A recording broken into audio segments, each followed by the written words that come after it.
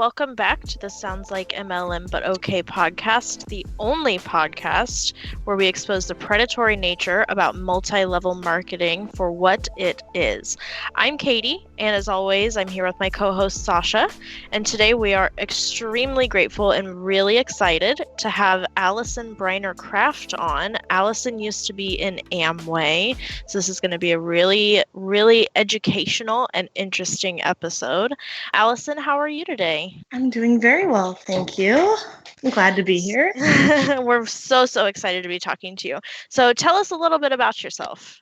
Okay, well, as you said, my name is Allison Briner Kraft. I am a married stay-at-home mom to 5 kids, and I was in Amway for close to 10 years. I got in immediately after I turned 18 and got out when I was 27. 18 is a long time. Yeah, 18 is awfully young to get involved. Well, 18, they like involving people young because, you know, you're still starry-eyed and you're a little more gullible, just to be blunt. Yeah. A little easier to snow. No, for sure. There's a lot of people have had that experience with, especially Cutco, like coming to high schools to talk to seniors and stuff, trying to recruit them. It's super gross, but that's exactly why they do it, because you're a lot more vulnerable. How did you get involved in Amway? So I started dating a guy who was a resident assistant in one of the dorms, and he was involved in Amway. So at the beginning, he didn't actually try to recruit me, but I kept seeing him go to these meetings. And as I was dating him, I was thinking, well, I want to know what you're doing at all these weird meetings you go to. I went to one meeting where they were showing the plan, which means they were presenting the Amway business, trying to get people to sign up in their downline. And I basically said, that sounds like a great way to make some money and without sacrificing your soul for it, which is ironic now in hindsight. And that's how I got started. So your boyfriend at the time, he was 19, right? And you said he was already involved. And I believe that you told us when we spoke before that he was involved because his parents were. Correct. His parents were distributors. They had been at that point, I think, for 5 or 6 years. And he was pretty much just waiting to turn 18 to get started. Hey, don't put a plastic bag on your head. On the bed, please. Oh my gosh. I'm sorry. It's okay. How long had his parents been involved? Were they grooming him for him to get involved? We talked about in our last episode how a lot of MLM people, I'm sure especially in Amway, are trying to leave like a legacy for their children, like a family business that they're leaving behind. Do you think that that was the same way it was for him? Yes, definitely. In Amway, in order to leave your business to your children, you have to be a level called diamond or above, and your children have to be a level called platinum or above, or at least that's how it was when I was involved several years ago now. I'm not sure if it's changed since, but so they were hoping that at least one of their children would get involved and build the business successfully, so then they could leave the business that they were hoping to build. Now, he had siblings, right? None of their other kids wanted to get involved. Correct. He is one of 4. His other siblings, my husband's always been a little bit more of a dreamer. And his siblings saw that his parents weren't making any money, and they still haven't. And they said, well, you're not making money, so why would we do this? Whereas my husband bought into the lie that, and his parents believed it too, that the only reason they weren't making the money is because they were not doing it correctly. The system was good, just his parents were not being successful. Right. That's a common trope that we hear over and over and over again in every single multi-level marketing company there is. It's not you, it's the system. Or I'm sorry, it's not the system, it's you. Exactly. The truth I is it's not you, it's the system. What kind of led into you ultimately deciding to sign up? There were a couple factors. My dad died when I was young, and when he was working, he actually was working in Louisville, and we were living in the metro Atlanta area. So I saw my dad every other weekend for the last couple years of his life. And that left me feeling pretty bitter because I felt like I missed out on kind of my last best chance to spend time with him. And so when I was going into college, I was looking, one, for that sense of community and family that I feel like kind of lost because my family family, anytime you have an unexpected death or an illness, it can be hard on everyone in the family. So my immediate family was going through some problems. And then also I was really looking for a way that I could support myself, my husband or boyfriend at the time, and theoretical future children without having to deprive them of that relationship with me by being gone all the time like my dad was, basically. They saw you as a target because you were looking for a place to belong. Absolutely. I believe they did. If you look at, and I think this is very common in a lot of cults, is they tend to target people who are lonely and who are looking for that sense of community. My upline, our upline Emerald, who was our mentor, told me directly, he said, I will be the father figure that you lost. I will be your dad to you. Let me be there for you like he can't be. Absolutely. I believe they use that as a way to lure me in and then continue to get me to stay in. I think an important aspect to mention as well, your father wasn't living somewhere else because your parents were separated, right? Correct. Yes. He died when I was 13 of lung cancer. So. But when he Oh, no. Yes. I'm sorry. Yes. No, I understand your question now. Okay, sorry. My parents, no, it took me a second to get there. Yes. No, my parents they were still married. They had a good relationship. My brother was almost done with high school.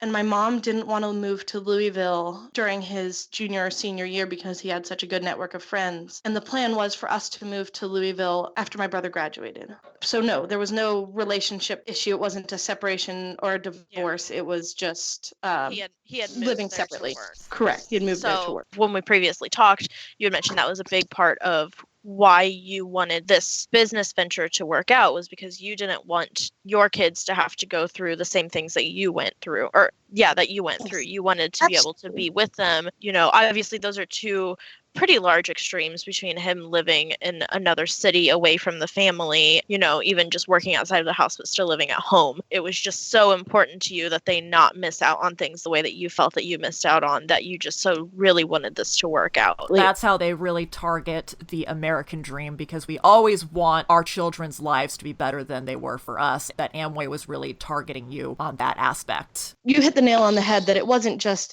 even like he was working outside the home, because he did obviously my entire life, and I never felt any resentment about that. It was only once he started living separately from our family that I really started to feel that resentment. That's understandable. That's really hard, and I can definitely understand being 13 years old and being like, why are you living so far away? Why can't you just live here where we are? Difficult to understand with losing him on top of that. It's a lot to deal with. So you sign up, you get all your paperwork together. What did that entail? What did you need to do to get everything together so that you could get on board with Amway and start your new business? Please don't walk on your brother. I'm sorry. Boys, so you had to sign up with Amway. And when you signed up with Amway, they got you registered with your state as a business. And then they supplied your products. And that is, I honestly don't know how other MLMs work. I don't know if this makes Amway unique. But then with Amway, all Amway does is supply the products. All of the business development materials, the function, the upline mentorship, the counsel comes from these independent organizations called lines of affiliation. And then so once we signed up with Amway just to get our IBO license, independent business owner, which is a joke, once we got our IBO number, then we went to Worldwide Dream Builders, which was our line of affiliation, and we registered for our website. It wasn't a website when I first joined. That was new later. We got our plugged into our upline, and we also signed up for a voicemail number for our business, and what they called standing order, which is regular shipment of CDs to your home that were all, looking back, brainwashing materials, but as they called them, motivational materials. It sounds like that Columbia CD of the Month Club from the 90s. Basically like that, only worse. They're convincing you to sell your life away, basically. So after you signed up, and obviously they had a lot of stuff that they expected you to be able to do. A lot of MLMs have big conferences and meetings and stuff like that. So what kind of things were you expected to attend in order to succeed, so to speak? With Worldwide Dream Builders, they had 4 quarterly major functions that were mandatory. Well, I say mandatory, that your upline would threaten to withhold mentorship if you didn't attend or kind of comply with the system. And you were just told that if you wanted your business to work, this is what you had to do, and there was no other way to do it. So the major function. Before you move on, what does that mean to withhold mentorship? It means that they would no longer do plans for us. They would no longer counsel us. They wouldn't, like, we couldn't call them with questions. We couldn't. So you'd just be on your own. Exactly. Kind of cut adrift, more or less. Okay. The conferences. No, that's fine. The conferences, yes. So they had 4 quarterly major functions, and they ranged from just one night. The shortest one was Dream Night, and that was just a dinner function from about, I think, 5 or 6 till midnight-ish. And then the longest ones were weekend functions, and the other 3 were weekend functions. And they were all pretty far away from us. We were distant from our upline. So we lived, as I mentioned, in the metro Atlanta area, and we were flying out to the Portland, Seattle area a lot. I like the names of these nights and weekend, like Dream Night. That sounds like it could be prom. Like, that sounds great. Magical. Yeah, they do. That's a really good marketing technique. This is going to be a fun night, and you're going to achieve your dreams all in one evening. Exactly. And you want to talk about preying on that desire to belong. One of the major functions was called family reunion. God, really? Family reunion? Yes, family reunion. They don't even call that in a sorority. They just call it alumni weekend. So we had Dream Night, family reunion, spring leadership, and free enterprise days. And with so much traveling and so many functions, how are you able to afford to go to all of these get-togethers? We couldn't really. We were broke college kids, but what we did to get there is we sold more or less almost everything of value that we owned. I had a pretty extensive anime and video game collection going into college, and I sold all of that. We sold our furniture. We were sleeping. My then boyfriend and I were sleeping on an air mattress on the floor that would slowly deflate overnight. And we had a cat, and we would end up just in a pile by the morning with the cat perched on top. So we furnished our college apartment by dumpster diving on move-out days from the dorms, because, people would just throw away perfectly good stuff. Oh, I did that too, and I wasn't even in Amway. We got some good stuff. I am not maligning dumpster diving on dorm move-out day. We actually didn't have to dumpster dive. We just sat outside of the dumpster, and as people were walking things in, we're like, hey, you mind if we take that? And we would sell everything. We both worked. I was in school full time, and I was working 2 jobs, and my husband was working 2 jobs. We, as they said, did whatever you have to do. It was that mentality where you had to spend money to make money. I'm sure that was hammered into your head a lot, where you had to sell all your possessions. You'd be investing in your future and coming back with wealth tenfold. Exactly. It didn't matter what you had to sell because you could get it back. And all of the diamonds would tell stories from stage about how, oh, well, I had to sell all my furniture, but it's worth it because now I live in this huge mansion, and same old. Yeah, definitely. We kind of talked a little bit about how Amway was not like working just a job, how it required so much more of you than being able to just work a job, get by on a 9-to-5. So what kinds of things did you have to sacrifice? Not necessarily tangible things, time with your family, vacations, things like that. Without trying to sound dramatic, the answer is more or less everything, because they really demanded. They told you that they always said how you had to be all in order to succeed, and it was business owners always worked crazy hours, and they never had a social life. And for example, my husband and I never took a honeymoon after we got married because we were not. They counseled us not to take any vacations. We only ever went out with the eye to prospect, which is to search out potential IBOs or customers. We were encouraged to cut people from our lives who wouldn't support us, and their definition of support was to either become a customer or join our downline. Would you say that every single time you went out with your husband, that it was always, if you went out on a date would always be technically a recruitment opportunity to find more people? Absolutely. Absolutely. That was, I would say, probably one of the worst parts of everything. In a way, money, we spent a lot of money, but money is just a thing. that constant pressure.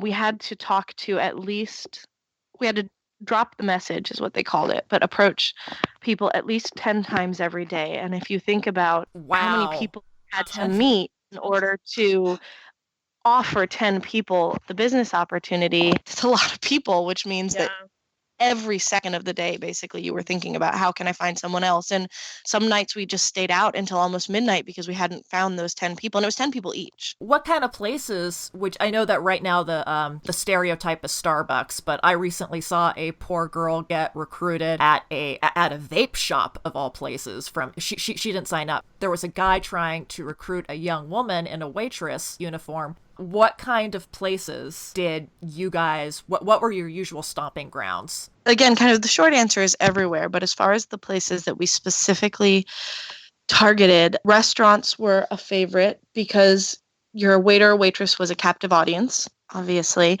And also, we all know wait staff makes a terrible wage. So that made them vulnerable to that. You may pet the cat, but you may not pull her tail. And then we also had a gym membership. We're members specifically of a 24-hour gym for that reason, so that if we'd had a day where we hadn't been able to deliver the message 10 times, we could go to the gym because there were always people there. And also Amway carries a line of vitamins, supplements, and some like meal replacement bars and shakes and things like that. So that made people at the gym kind of a target market for those types of products. And not to derail the outline a little too much, but where you said wait staff, that they didn't make a huge wage. And I noticed in my personal experience, this man that was trying to recruit this young woman, she was a server herself. Did you target out people that you knew weren't making that much above minimum wage, if not minimum wage itself? Like if you saw somebody and they were in a certain uniform, you'd be like, oh, that is a good potential recruit. I'm going to go after this person. I wouldn't necessarily say that we targeted those people specifically. And in fact, our upline often counseled us to target higher income earners because, of course, they had more money to pour into the pyramid. Of course, right, yeah. But we found that generally... You guys stop pulling her tail, please. Leave her alone. Come on. We found that for some strange reason, the more successful people weren't particularly interested in Amway. So I know, go figure. It was crazy. So while our upline often encouraged us to target professionals like doctors, they said lawyers, things like that, we found most success in recruiting those lower income earners because those were the people who were looking for something more. Also, what is your cat's name who keeps getting her tail pulled? That is Mittens, and she is a saint. Sorry, I just had to ask. Now, I have a couple of questions. One of them kind of goes back a little bit into our conversation. Did they advise you not to take vacations because it would cost you money that you wouldn't be spending on the business? Or did they advise you not to take vacations because then you wouldn't be focused on recruiting and finding perspectives? They felt it would be a distraction to the business. And I think really looking back, and everything was really designed to keep you as involved in the system as they could. Because when you were that involved all the time, you didn't even think to question it. Yeah, you didn't have time to question it. Right. And so vacations, and it's funny that I didn't see the contradiction in this, but on the one hand, they say, well, you should build your business to spend time with your family, to live a better life so you're not tied to that 9 to 5. And then on the flip side, they say, oh, well, of course, every business is hard work and you should expect to spend some time away from your family now, but it's an investment in your future and things of that nature. So. Right. And then my other question is, did you ever get kicked out of anywhere for trying to recruit people? We did. We were in one time in particular sticks out. We were in a candy shop, and it was a small locally owned business, and we were trying to recruit one of the employees there, and the owner was there, and she did not take too kindly to us trying to recruit her employee. I can imagine. I completely understand. Right, of course. We've heard the story before about the woman who was in the hospital. She'd had her baby, and within hours after having her baby, there was an Amway conference that she had to fly to. So she left her baby at the hospital to go to the Amway conference. Now, I know that this is a very extreme example, but is this something that you ever saw happen where, I don't know exactly what I'm asking, if someone had a baby and then just hours later hopped on a plane to go to the conference, but at least is it something that you could believe happening? Extreme commitment. Extreme commitment, yes. I actually met the woman who claimed to do that at a function. Oh, okay. I can say from my own experience, they encouraged us to do, as you say, that dramatic commitment type of thing. I know I was actually at a function when I was in labor with my first, and I refused to leave before it was over because I didn't want to miss it. Wow. That's something. Wow, your baby could have been born and been an Amway baby. And you know how Uber, if you have a baby in Uber car, they will give you a onesie that says, like, I am an Uber baby. Maybe they could have given you some kind of weird Amway onesie. I was part of the plan. I was planned. You know, some kind of play on words like that. They probably would have made you pay for it. Tell you that I am ashamed to admit that I have pictures of my first in future Amway distributor. I'm going diamond onesies, for which we paid a pretty good. That actually brings us to our next little topic of discussion is what happened when you found out that you were pregnant, because that was a little bit of a dramatic experience. It was, yes. My pregnancy with my first was unexpected, and we had been counseling with our upline to achieve a level in the business called Ruby before we had a baby. In fact, I had a little motivational chart on my wall with like our steps to that level, and at the top I wrote Ruby equals baby. Then when we found out we were pregnant, I remember feeling afraid to tell my upline because I knew that this was something against which they had counseled us. So when we called them, I remember apologizing, saying, I am so sorry. This wasn't on purpose, I promise, because I was terrified that they would withdraw their mentorship if they found out that we had gotten pregnant, which we didn't. I mean, it was the truth, but if they thought that we had gotten pregnant on purpose against their counsel. Right. I may edit this question out, but I'm kind of curious. Was there ever any circumstance where, when you admitted that you were pregnant, that they maybe tried to convince you to terminate the pregnancy? I don't know if I'm going to keep this question, and it's pretty controversial, but I'm curious. No, they didn't. Amway is, Worldwide Dream Builders is nominally a Christian organization, which is a whole nother issue. But they knew that, at least our upline knew that we would not terminate, and they kind of walk that line where they kind of, it's done now. They knew it wasn't something we would consider, and so they wanted to keep us in and active. So once we had sufficiently assured them that it was an accident and everything, then they were very supportive. I guess you could call it supportive. They didn't do anything like that, no. When you say that they are supportive, how were they supportive of your pregnancy? Well, I guess that's why I said nominally supportive. I think supportive might have even been the wrong word. Maybe just accepting would be a better word. Okay. Because then it was just kind of, we told them, they said, oh, okay, great. And then that was more or less the end of it. Yeah, it was kind of like they couldn't really do anything about it anyway, so they just kind of accepted it for what it was and moved on. Exactly. The only thing they did do with it is they used it saying like, well, you have to build your business now before that beautiful baby comes, and won't you regret it for the rest of your life if you don't go all in before she's here, and things like that. Right.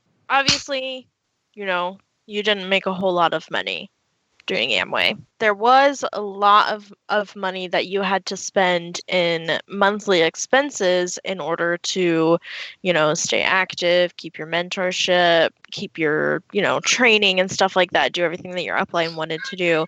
So what kinds of things did you have to purchase on a monthly basis? So we had membership to Worldwide Dream Builders, which was, I think, like $50 a month, and that included our website, and which is funny because Amway actually provided a free website, but that wasn't good enough, so you needed to pay for one through Worldwide. And It was our Communicate, which was the voicemail number that it wasn't just for people to call in and leave you messages, but it was our upline would constantly forward messages from the rest of the team, and that was also, I think, $50 a month. And then we had standing order CD, which I know I mentioned earlier briefly, where we would get, I think it was a CD a week, I want to say, and that cost $25 or $35 a month. And at the end of our membership, it became available in digital form, but prior to that, it was just CDs. And then, in addition to, and those were just the regular monthly expenses.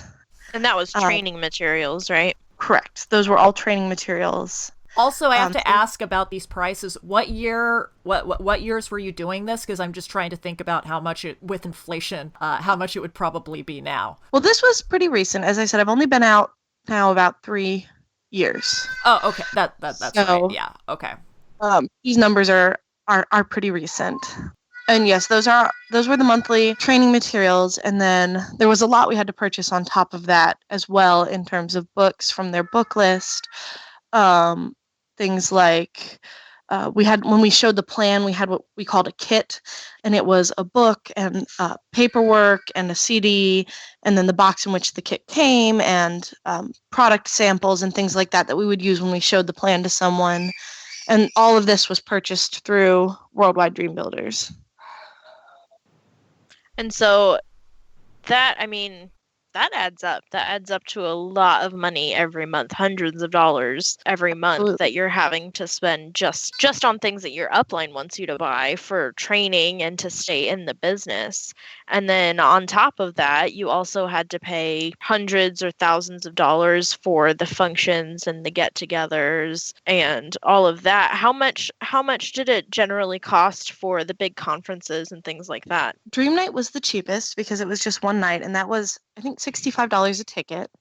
And those were usually within driving distance, so we wouldn't need a hotel or anything. So that was really, the cost was $130 plus gas, so that would be our cheapest. The tickets to the other major functions ranged from $125 to $250 a person to get in, and now all of those were remote, so then we would have hotel expenses, we would have meal expenses, and also plane tickets, which were a lot of the expense for us. As I mentioned before, we would fly out to the Portland, Seattle area. And there was one year, the most expensive of all was, I think it came out to about $8,000 total for the function. And most of that, not necessarily most, but a lot of that was our plane tickets because we hadn't been planning to go until the last minute because we honestly couldn't afford it. And our upline finally convinced us that we had to go.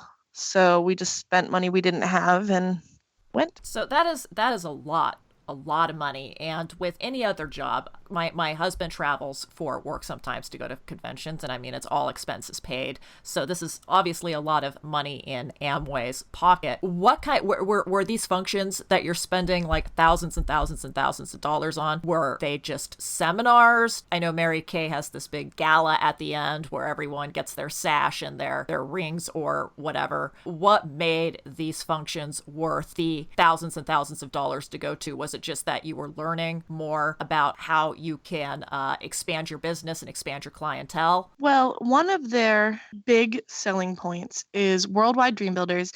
And again, all the support materials come from Worldwide Dream Builders, not Amway. So Amway doesn't make any money on the support materials, but the diamonds do. Okay. So like in Worldwide Dream Builders, once you become a diamond, you start getting a share of profits from the support materials that the rest of the organization is buying. One of their big selling points was at Free Enterprise Days, John Maxwell would speak. And obviously that is a very famous and well-known name in leadership training. So that was a poll. Who is John Maxwell? John Maxwell is he's an author and a motivational speaker. And he's one of the big names. He's got like 20 or 30 books out right now, something like that. He's spoken at, I can't even remember now. I used to be able to spout this all off when I was trying to sell people in the functions, and now I can't remember the details. Right.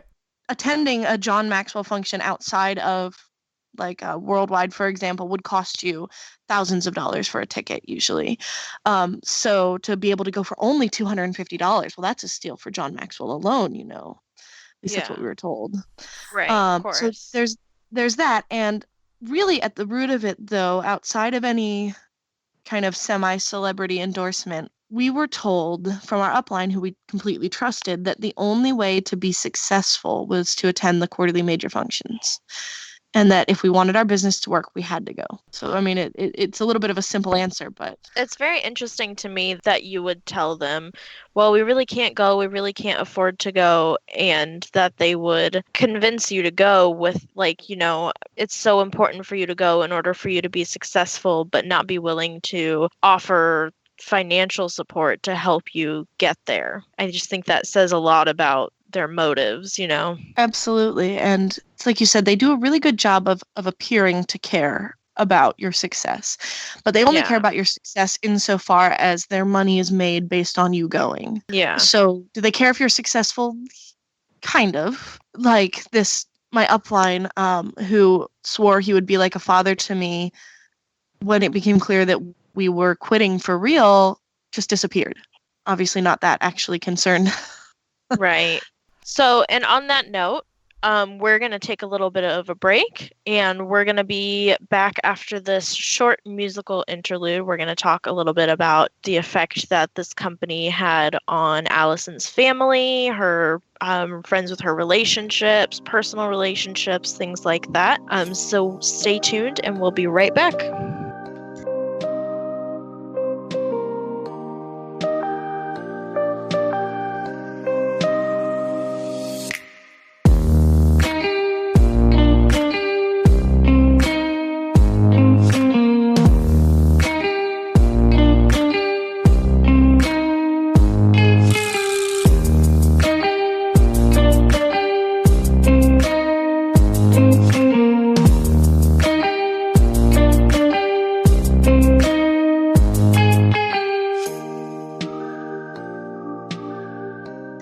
Let's talk a little bit about how being in Amway affected your personal relationships. So, of course, we know that your husband's family, or his parents at least, were totally on board. But what about your family? My family, looking back, was very wise and refused to support our business at all. To quote my mom, I would rather burn money in the street than give it to Amway. Which I can appreciate now. Wise woman. I'm just picturing this baby boomer with money burning out in the middle of Main Street. To hell with you, Amway. You basically captured my mom. So yes, and you know, they said we love you, and but they stuck around, and because they were my family, kind of despite upline's encouragement, I did not cut them out or cease relationships with them. However, with our friendships, pretty much any friend who did not become a customer, which ultimately was all of them, is a friendship that I lost. Well, I want to back up just a second back to your family. Now, was your family against Amway because they knew of the stigma of Amway as you know, because Amway has been known as predatory for very, very, very long time. It's one of the oldest predatory multi-level marketing companies that there are. Or did they just see what it was doing to you? They were against any of the direct sales companies. Okay. It wasn't Amway. Actually, at the time I got involved in the brief stint when Amway was Quickstar. I don't know if y'all are familiar with that. Absolutely not. What is Quickstar? I have heard of it, yeah. Amway, because of the stigma, when they went onto the internet, they changed their name to Quickstar. And of course, they insisted, well, we're not Amway. We're a totally different company than Amway, but it was Amway. And they were Quickstar for, I want to say maybe 10 years or so. And then eventually they reverted to Amway. But so when I got involved, it wasn't technically Amway, it was Quickstar. That is so sneaky. Just it's ways of rebranding so that it's harder to Google the information on anything, and that's why it's so easy for people to get roped into things like Amway. And that's what makes me so angry, and that's what makes Katie so angry, is people say, well, how can you be so, quote, stupid to go and sign up for something like this? Well, when they're constantly rebranding themselves, promoting it as a different product and as a different, even a different business model to a certain extent, it's so easy to get wrapped up in it, especially if they're offering a family-like community. It's just so slimy. Absolutely, it is. And so tell us more about, so mom wasn't on board at all. What about your friends? What happened with your friendships? Most of my friends, well, at this time, it was kind of a tumultuous time in my life. So a lot of my friendships, I would invite people to the plan. They wouldn't really come. It was kind of the typical, I do think it was definitely, Amway made it a lot worse, but there's a certain degree to which it's natural when you go to college. Not all of your high school friendships are going to survive, So because the transition to Amway overlapped with that transition to college, I think some of it was a natural falling away, and then some of it was definitely me kind of alienating them. I know some of my close friends in particular that I can think of. I had 3 friends with whom I was very, very close in high school. And those relationships I know were lost, I can say pretty much for sure, directly because of Amway. Right. And you would say that was probably because were you talking about Amway too much, or was it that you were actively trying to recruit your close friends? I attempted to recruit them, and then when they refused to get involved, it was really on my end more than anything, that I just didn't make an effort to pursue a friendship any longer, because all of my time was in Amway, and per my upline's counsel, if someone wasn't going to support my business, then I shouldn't spend time with them, because that would keep me from being successful. Right. They're not supporting your dream. And on what reminded me is, you say, well, after high school, you keep some of those high school friends, you lose a lot of them.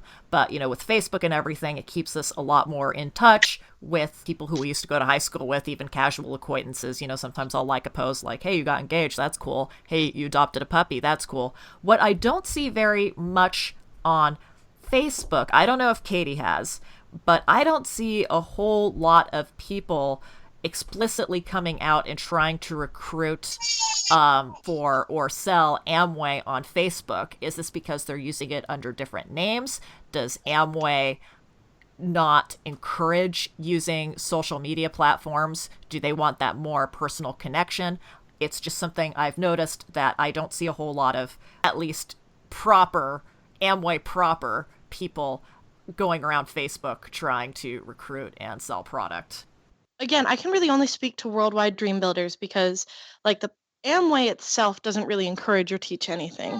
So our line of affiliation had a very strict anti-social media policy. And that's what I've heard. Yeah. Mm-hmm, it was part of how they would say, well, we're not like all those other MLMs. We're not a flash in the pan. We've been around forever. And yeah, definitely they did always encourage that face-to-face, one-on-one connection versus social media. And I think part of it is they were aware of the stigma surrounding the Amway name. So they knew that you kind of had to, and it's why Amway people are always so sketchy about not saying it's Amway when they're trying to recruit someone. It's because they know if they can get you in first with the dream and get you hooked on that, then they can get you past the Amway name. But if they lead with the Amway name, then they're going to lose you. Yeah, because I had noticed that I when I heard about the social media, the not encouraged to post anything on social media or to recruit through social media, I went and tried to look for people's Amway profiles. I did not see very many for Amway at all. I found a couple, but it definitely was not. People are not putting it out there. I do think, and it might partially be because Amway has been around for so long, that, like you were saying, like, people know Amway. They know what it is. And if you lead with Amway, they're going to automatically be like, nope. And so I think because they've been around so long, I think that now a lot of the LOAs are telling their people to avoid using social media and promote by word of mouth, because the one or two times that I was approached by Amway or got stuck in a meeting at Starbucks with for an Amway presentation, it was because a friend of mine had heard from a friend of theirs, and so on down the line, and they were like, yeah, it's they didn't have a lot of information about the company. They didn't know very much about it, and they couldn't tell me very much about it. And so what minimal information they could give me, it was enough for me to be like, maybe not necessarily interested in doing it, but interested enough to be like, okay, what's going on here? So I would show up to the meeting and it was like, yep, it's Amway. And that was that. But I do think that's why they try to avoid social media, is because it's easier to rope people in and get them to come to the meetings if they, aren't plastered all over Facebook annoying the shit out of people, like Unique and It Works and stuff like that. So I'm sure that you did make friends in Amway, right? Even fake friends, or did they not encourage like mingling between people to become friends? Was that what? How did the friendship aspect in Amway work? So your friends were really me. So as far as the friendship aspect goes, they really just kind of encouraged you to become friends with your upline. In fact, they had a no cross line rule. So cross line would be someone who is not directly above you or below you, but is still involved in the business. That's cross line. Okay. And if you spoke to someone who was a cross line, you had to keep it very superficial. You could never talk about the business. And they said it was because they wanted to be sure that what you were hearing was all kind of the approved and correct information. But now looking back, I'm quite certain that that's just another one of the ways that they made sure that, people didn't spread doubts or concerns or things like that. So does that basically just mean people that weren't in your line of affiliation, or does that mean anybody that wasn't literally directly above or below you? Right. Anybody who was literally not directly above or below you. At major functions, you could you could say, hi, how are you, to your cross line. And you saw a lot of the same people going to these functions, but you could never really develop a real friendship with them because really kind of that more intense socializing was frowned upon because they didn't want cross-line negativity. So it sounds very, very isolating. Yeah. It is. And I think that's part of why they're so good at keeping people in, because they really do successfully isolate you. So did it kind of get to the point, I feel it probably got to the point where the only people that you were friends with, period, were people that were in your direct upline or in your direct downline? There was nobody outside of Amway that you were friends with. It was only people that you were basically working with. Correct. People in our upline, people in our downline are customers. That was pretty much our entire circle.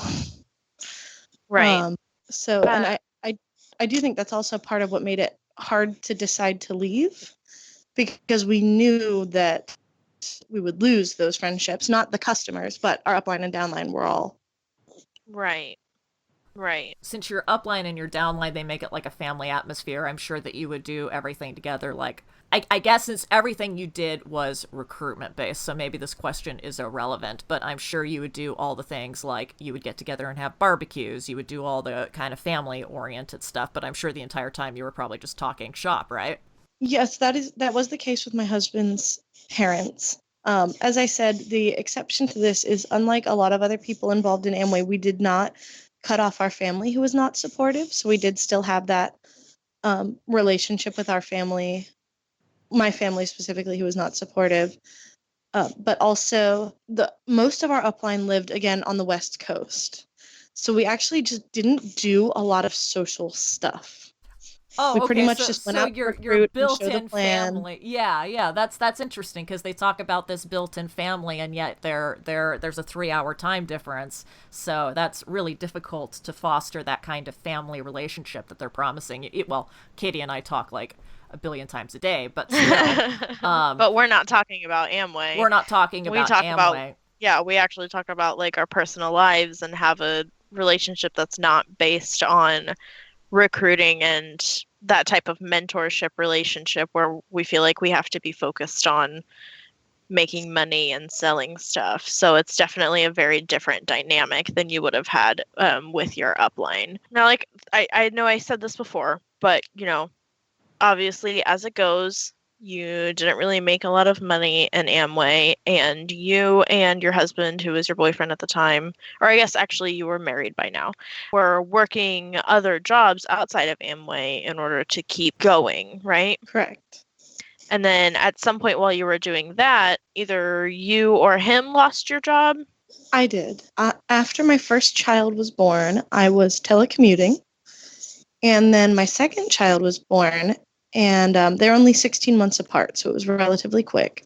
My job at the time said that they were eliminating the full-time telecommuting positions, and they offered me the choice of either separating on good terms or coming back into the office full-time. And at the time, I wasn't making close to what daycare for 2 young kids would cost. And I really wanted to be a stay-at-home parent if I could. But financially, we couldn't survive on just my husband's income. So originally, when this happened, I thought, okay, well, I'll get a job waiting tables or do something evening and weekends, kind of work opposite my husband to make it work. Our upline said to not do that because evening and weekends is when the Amway business is built. And so instead, they counseled us to break lease on our apartment and move in with the in-laws so that we could continue to build our Amway business, including things like our gym membership that I think at that time was something ridiculous, like $125 a month. Wow. Continue all of the expenses, major functions, things like that. Continue to purchase the Amway products without me having to work any evenings or weekends. And so we moved into our in-laws' basement at that point in time. I did not want to do it. I fought it kicking and screaming. But my husband was still very sold out to Amway at that point. And eventually we did it. And of course, it did not go well. Right. And of course, moving into your in-laws' place would have been ideal because they were totally on board with Amway. They're not going to be one of the people who try to talk you out of it. Exactly. It's Amway's perfect scenario for you. Exactly. We were who they wanted. Yeah. I mean, yeah, that's exactly ideal. How did living with your in-laws go? How was that? It was not good. I ended up pretty severely depressed. I ended up on medication for it. And this is not anything against, medication or people who need mental health treatment. It's just something I had never needed mental health help before in my life. So this was directly related to my situation. Right, exactly. I was miserable, absolutely miserable. My mother-in-law she's a wonderful woman, but we just are very different people. And it was not a good situation. Right. So in a way it worked because that situation was kind of the beginning of the end of Amway for me. And a combination of that and really for my husband, how little he got to see our children. Because obviously he was working full-time during the day and then Amway all evening and weekend was what led to him getting on board with us leaving as well. So I haven't gotten to the point yet where I can say I'm glad it happened, but at least it worked out in the end, and that we are now, it led to us really kind of seeing the light. It was a catalyst. It was a catalyst. Yes, it was. When did your husband see the light? Because you had moved in with your in-laws, and he started to think, oh, wow, maybe this isn't working. Did he believe that it was because he wasn't succeeding at the business, that it was his own personal failure, or did he see Amway as Scamway? So initially, he did believe that it was us, not the system. By that point, I had kind of come to the conclusion that the system was flawed. He had not yet. So when we left, it was it's just not right for our personalities. It just didn't work out like we thought it would. But now, fortunately, he really does see, as you said, that Amway is Scamway, and that the system itself was the issue. Now, when you said that maybe Amway wasn't the right, or your husband was thinking that Amway wasn't just the right fit for you guys, was he ever considering joining another direct sales multi-level marketing company similar to Amway, just thinking that maybe that would be a better fit? Because we see that a lot where people tend to jump from multi-level marketing company to MLM to MLM to MLM. Was that something he ever considered? No, I think more what I meant is that he felt that we were not well suited to direct sales. I see. That the system was that direct sales, and at the time he and I both believed that Amway was one of the better direct sales companies, but that just we did not have the right personality profile, the salesman type personality or something that would make it successful for us. Right, yeah. And so ultimately, what would you say your number one reason for leaving is? As a family, what made you finally just say, you know what, it's time to get out of Dodge, we're done? I think if I had to narrow it down to one reason, it would be time. It would be our time as a family, which was basically non-existent at that point in time. There was a lot, though. I mean, if that's the winner, it's by a narrow margin. The financial aspect was definitely there. We were trying to move out of the in-laws' house because he could see that it was not healthy for me, for sure. There also was, at that point for me, when we first left, I had a lot of bitterness towards Amway, towards the system. Right. I was angry. And so for me, I was ready to leave before he was. He went to the last several major functions by himself because I refused to go. So he was still trying to try to find the gravy train to ride, but you were you were done. You were ready. You were ready to cut ties. And I know that I'm not going to ask you how much money you lost because that's very personal, but I'm assuming that you lost a significant amount of money with Amway because that seems to be what happens with people in Amway. Is that true? Like, you lost a lot of money? Yes. A lot of money. I mean, you can kind of do the math on those monthly expenses alone, and then you start adding in the major functions and everything else. And we had money coming in depending on the month, but it was never significant. That, I think, is part of what made me so angry, is looking at, those 2 income years is when we should have been saving for a house. It's when we should have been putting money into retirement. When we had that, heck, we should have been traveling when we had that financial flexibility before we added dependents. Right. And like the kids' college fund and everything. It's stuff like that. It's nuts.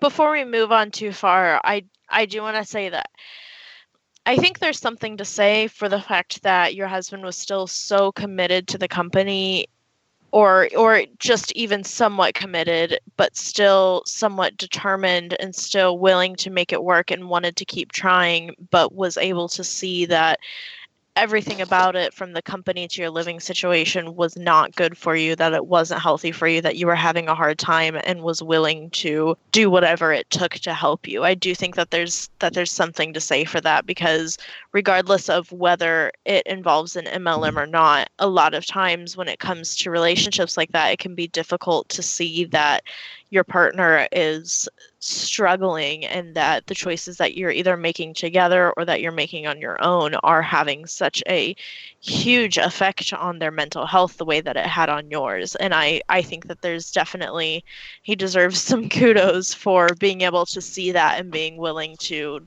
change, even just for your own sake. Well, and it's especially even more amazing because he grew up with Amway. Like, this was part of his legacy. And to go back and say, wow, this is not doing my family any good. This is definitely not doing the person I love more than, the person I love more than anything in the world good, but this is all I know.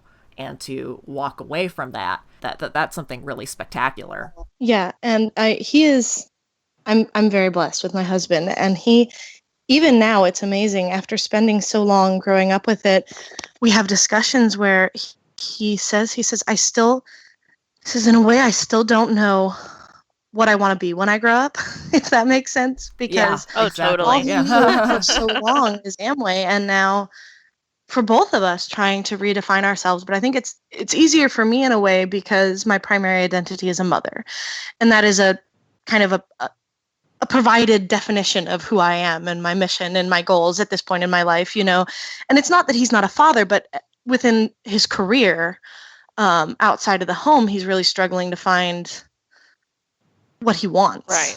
Well, despite being a parent, that doesn't necessarily mean that that's your goal in life, that's what you want to do, Sure. Some people want to be a mom and that's all they want to be, and some people want to be a dad and that's all they want to be. But just because you have goals outside of the home doesn't mean that you're not a good parent. Oh no, and I apologize if it at all came across No, not at all. I was not trying at all. to support your statement. Yeah, so maybe you didn't lose money in Amway. Maybe it was because of all the avocado toast that you've been eating. Damn millennials and our avocado toast. Our avocado toast. No, I'm sorry, that was a tasteless joke to add some brevity to this Amway discussion. So we talked about why you left, and before we start to kind of wrap it up, I want to ask you, what makes Amway? In my opinion, Amway is probably the most evil MLM that's out there. I think that they are just their psychological tactics are evil. Just the way that everyone becomes practically destitute by the time they're out of it. What about Amway makes it particularly, if this is the word you want to use, evil? What makes it awful? What is the worst part about Amway? And now I again can't speak to the experience of being in any other MLM, thank God. But for me, what makes Amway, and I'm very comfortable, honestly, using the word evil. What makes it evil is the way, we touched on it earlier, the way they isolate you, the way they brainwash you, and it consumes your entire life. I'm in a pretty philosophical place about it now, depending on the day. But I do feel in a large way like I escaped a cult, and I can't help being mad because once you get high enough up, they have to know.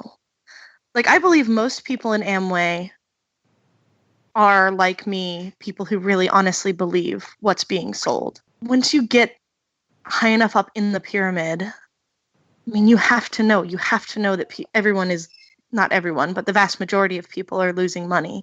Right. And you have to see what it does to relationships, to families, and that pretense of care, of family, of community, all designed just to get your money from you.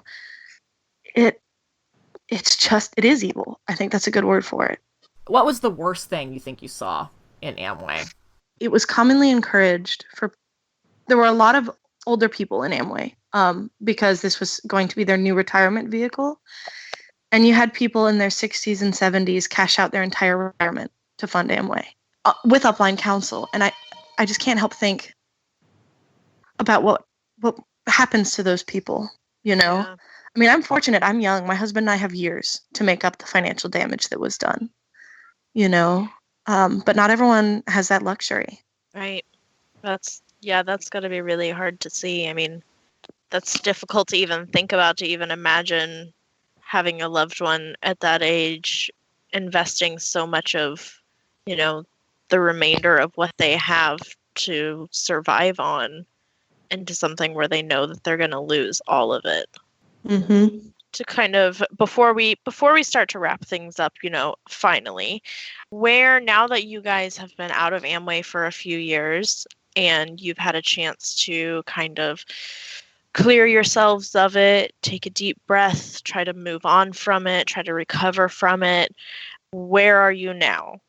What kinds of things have improved? What sorts of aspects of your life, of your relationships, of your family dynamic? What do you feel has just exponentially gotten better since you have left? Well, this seems to be my kind of default answer, but the short answer is everything. I would say probably if I had to pick just a couple things, one huge thing is the freedom, I suppose is the best word, which is ironic because they talk so much in Amway about how it's only in the Amway business that you can ever achieve true freedom, true financial freedom. But not having to constantly be trying to prospect, just being able to go out to dinner and enjoy my meal and thank my waitress and go home, Right. not having, just running out of soap and going to the store. Yeah. Just something as simple as that. I didn't even think about the convenience aspect of that. Now you can just go to Target and get your soap. Yeah, you don't have to buy back into the business. Although, of course, if I go to Target for soap, I end up with a cart full of throw pillows and rugs and no soap. Yeah, that definitely is there, the convenience aspect. And also being able to form real friendships with people just because I like them. Not worrying about, are they going to join me in this business? Are they going to support me? Do they have what it takes? Just being able to say, hey, we have a lot in common. We like the same things. Let's be friends. Now that you say that you can make proper friendships, tell us again how long you were in Amway for. How long? I think 9 3/4 years. Okay. So I just kind of ran to a decade for So that's a decade of Amway brainwashing.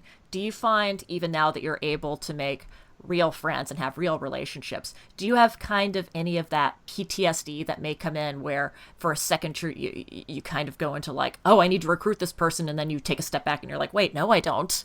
Do you ever have moments like that, or are you just free and clear conscious now? Can you just enjoy yourself? I did have moments like that for sure. And they're still there, but they're much more rare, I would say now, than they were before. And I am very fortunate.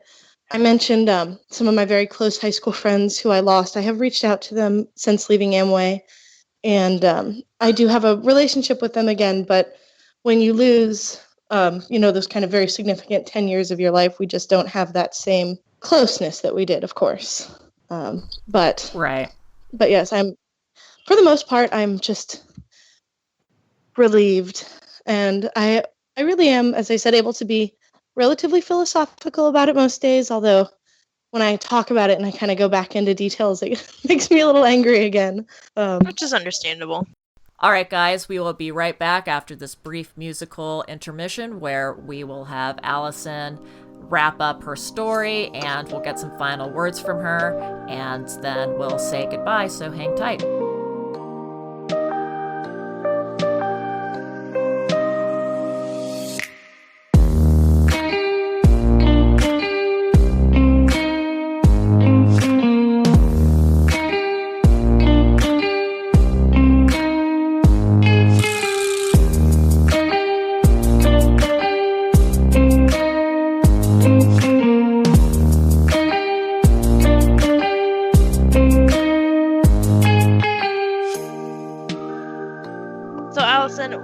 What would you say to somebody else that is in your position that has been involved in Amway and is, maybe either just really angry about it, is super resentful, really regretful, just feeling really, upset at themselves, upset at the company, upset at everything in general? What kind of encouraging words would you have to offer? I would say that to, one, be kind to yourself and understand that you are a victim too, and it's not to not blame yourself. Don't feel stupid. Don't feel embarrassed.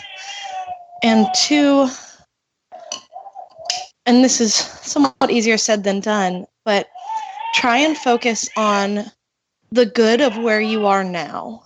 Think about what you have in your life that makes you happy, that makes you joyful, and just accept that Amway, for whatever reason, has been part of your journey, and you can't as much as we'd like to, we can't take away just the bad and still be where we are.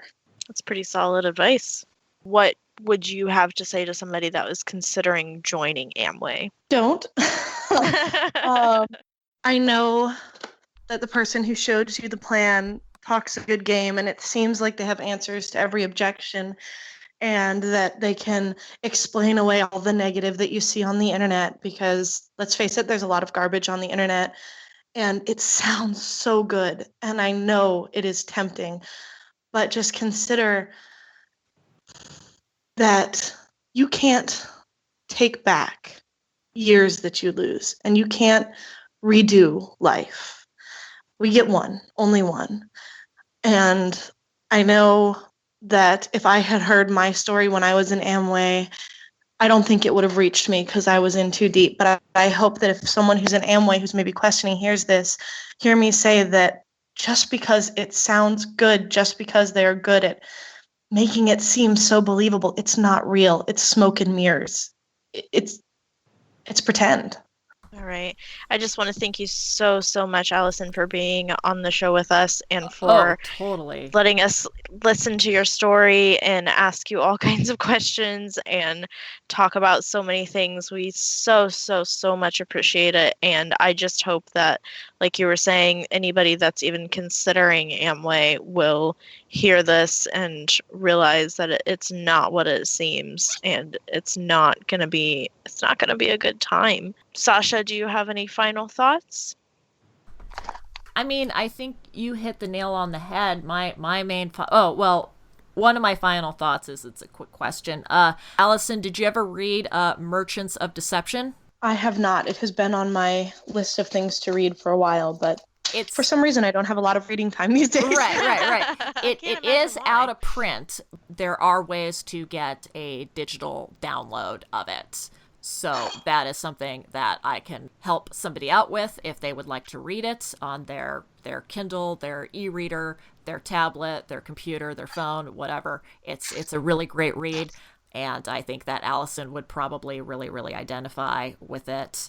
Again, I just want to reiterate everything Katie said, and it is so hard to come out, and especially with people who are ex-reps for Amway, to come out and say, like, this is my story. It seems it just seems so taboo for people to come out and be very honest and speak from the heart and say, this is why it didn't work for us. So we really appreciate you coming on the show, even while you're busy wrangling your children, telling them not to pull the cat's tail. Like, it just for you to take time out of your day to relive a really stressful decade of your life, that means so much to us.